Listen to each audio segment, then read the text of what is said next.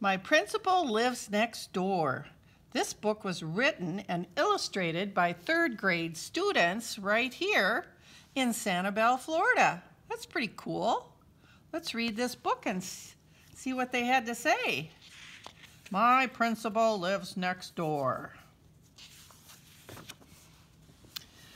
Benjamin James Johnson is my name. I live in Hennessy, Tennessee, 830 Bright Oak Lane. At Hennessy Elementary, my best friends are Jeff, Betsy, Suzanne. My teacher, Mr. Meyer, drives a big red van. My life is almost perfect, and I will tell you why. I have a dog named Sugar, straight A's, and I can almost fly. The only problem is, and this is really true, my principal moved next door to me. Now, what if that happened to you? You can always tell when my principal, Mr. Strictly, is around. Kids are always whispering, their eyes point to the ground. Around Mrs. Strictly, you can never yell or jump or run. If she ever caught you, she'd spoil all the fun. Putting up with my principal is hard enough at school, but having her live next door to me is really not too cool.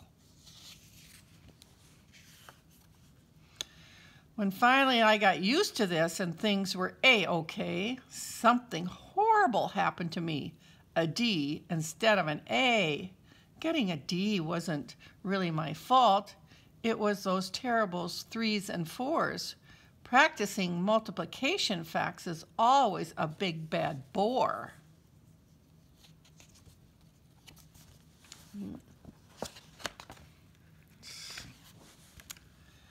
Megan and Sonia, my sisters, said, "Poor Bernie, we won't tell."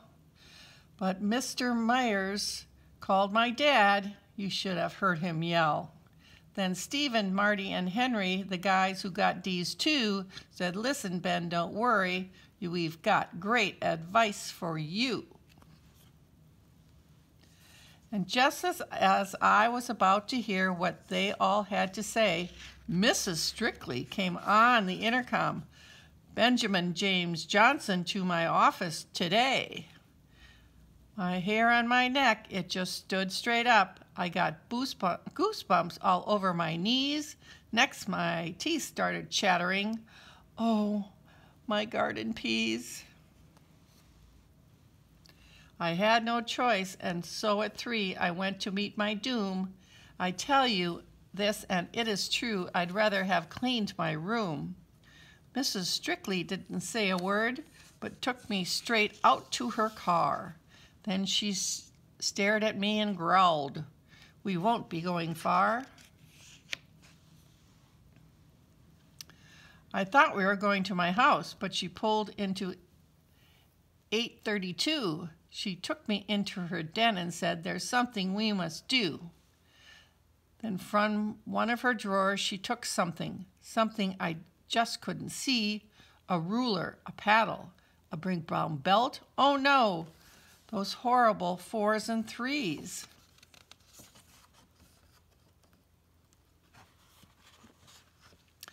And so we practiced day after day until I was really good. Pass that test, do my best, you know, I knew I could.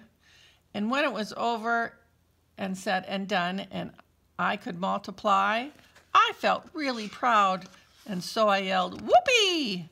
I'm glad I tried." Ben, Mrs. Strictly smiled at me. "You did it. I knew you could. Remember, learning takes hard work. I'm glad you understood." And here is something else I learned that I will share with you. Having your principal live next door means having a good friend too.